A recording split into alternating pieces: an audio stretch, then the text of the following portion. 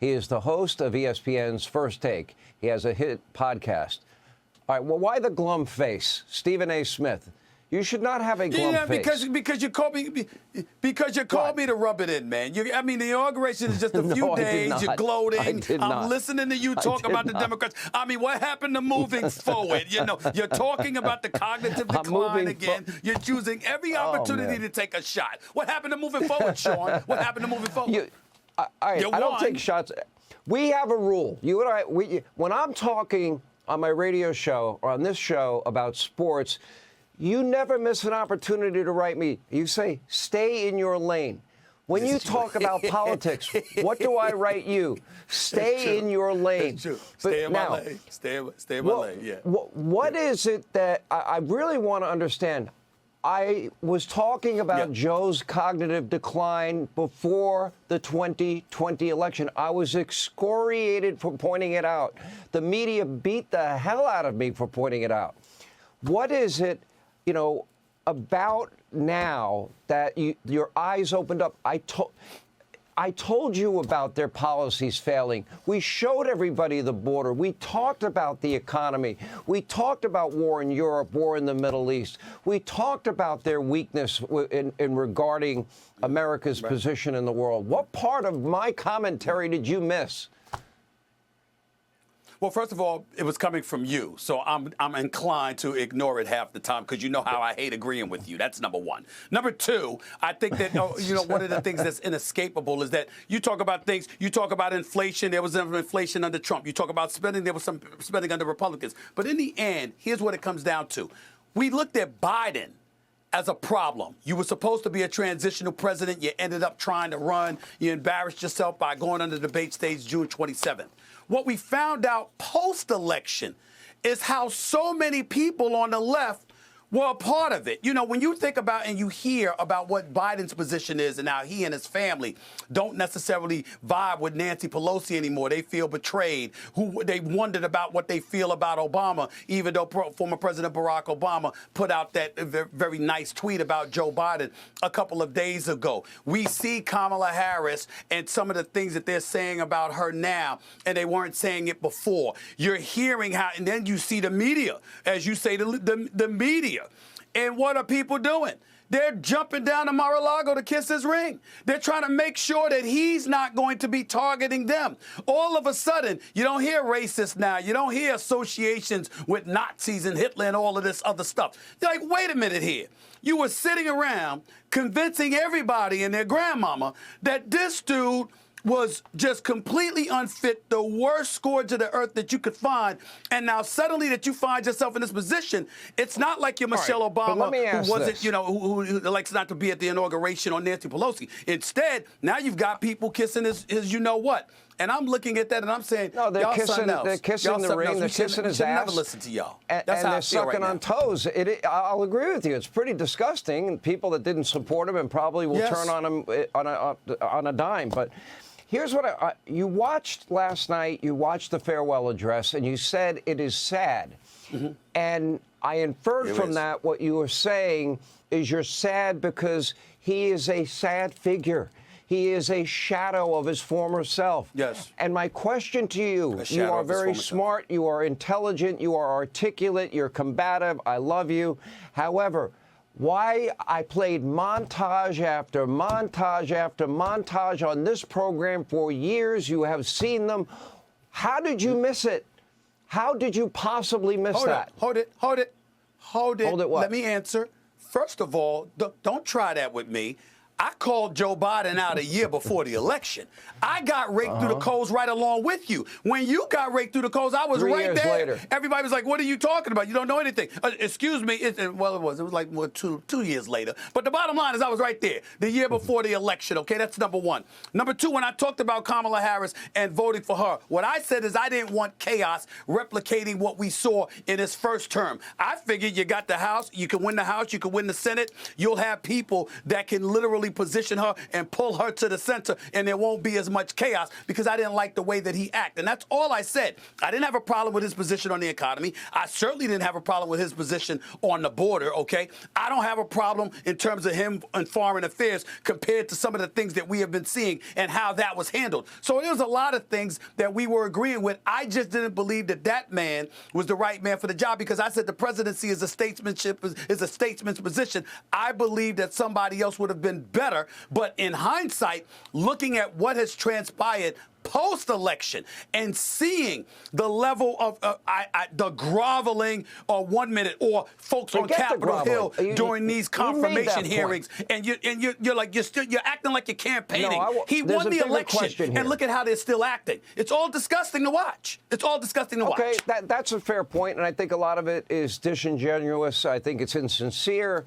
I think these are people that want to always be close to power. Could you imagine if Kamala won and I asked for a meeting with Kamala? First of all, she'd never grant it. To Trump's credit, he did grant it to people that he knows were not nice to him, not kind to him. I think that speaks volumes about him. Here's what I want to know, though, because you feel with Kamala Harris, you believe that you believed you were misinformed. Now, we know her position on open borders. We know she said we should never use the word radical Islamic terrorism. She said we should never use the word illegal immigrant. You know she wanted free food, housing, shelter, health care, education, sex change operations for illegal immigrants, and she's for wide open borders. You know all these radical views. I put together an entire file called the Kamala file, her in her own words. Okay. Why were you misinformed? You're one of the most informed people I know. But I'm talking about on the left. I know what your position is.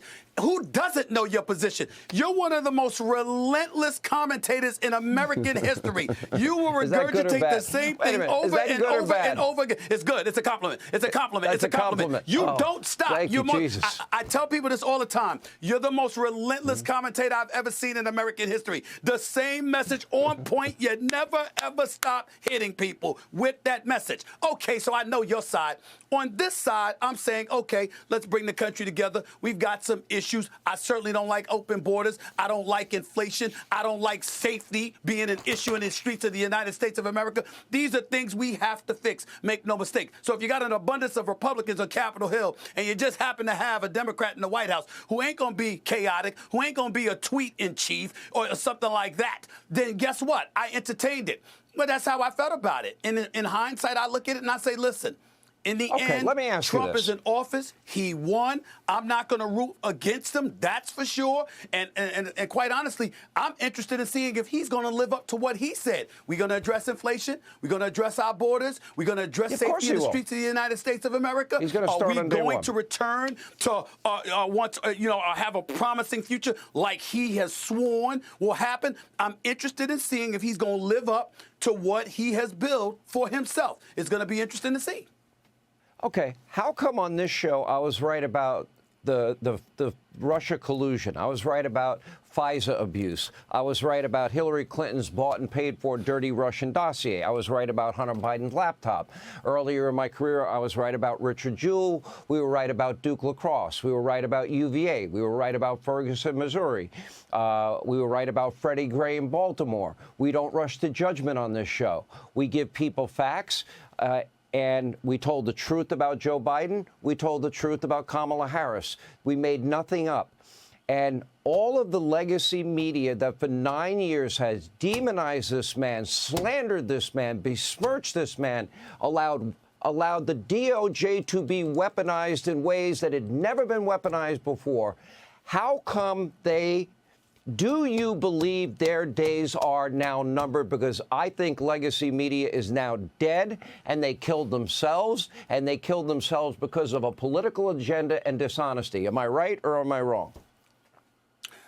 I think you're closer to being right than wrong. I think legacy media is in a world of trouble based on your description of it. And I'm not about here to dole out sympathy cards. There's no excuse for it. In the end, if you are in the media and you pride yourself on being a journalist, the first objective is to know as much as you can. Secondly, to be honest about what you know and you don't know.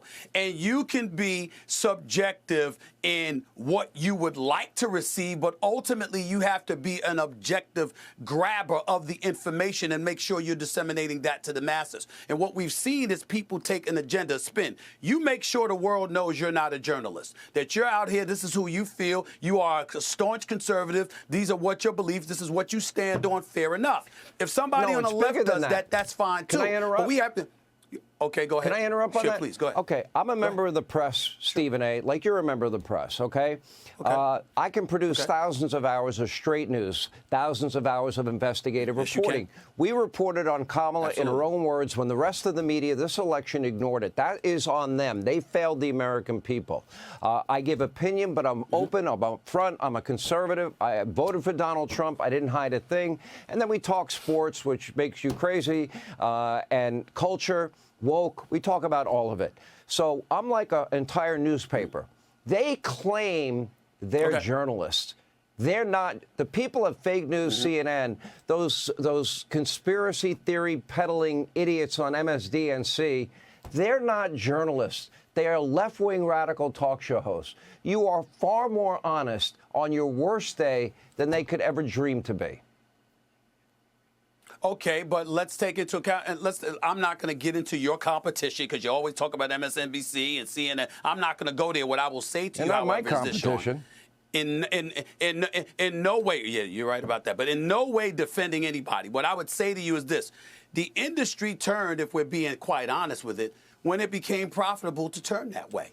The reality is that I came up in the industry. You write for the newspaper industry. You're lucky to make $75,000 to $90,000 a year at one time. You're in radio, a few $100,000. Now you're in a position where it's millions and millions upon millions of dollars out there to be had. And there's a lot of people in the media and outside of the media that have fallen for that hook, line, and sinker. And to be a pundit, to be a partisan pundit, they deem far more profitable. You bring up the George Soros of the world and others, right? And how, they funnel money for certain causes or what have you. Well, who the hell you think is getting some of that money? I mean, people are getting paid to disseminate opinions and things of that nature. That's not to say they're faking about what they feel, because if they have an objective against somebody else, they're certainly going to exercise that to the best of their ability. But in the end, what you're pointing out is that it has done America a disservice. Because let me tell you something right now. This is what I said, and I'm going to bring up the confirmation hearings again when I say this. Donald Trump, there's no way in hell that I think that the man is innocent of every single little thing, nor do I think he's guilty of every single thing they said. What I will say is this. The man won the election. The American people have spoken. What the hell are you doing on Capitol Hill, acting like you're still on the campaign trail, talking about him like there are votes at stake? He's your president now. You have to sit up there and say, I hope he does well for this country.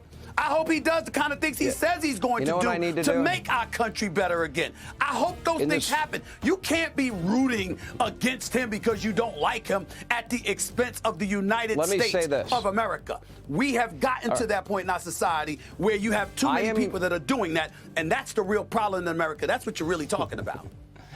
All right. I am going to make it my mission to somehow, one day, hopefully, bring you and Donald Trump together.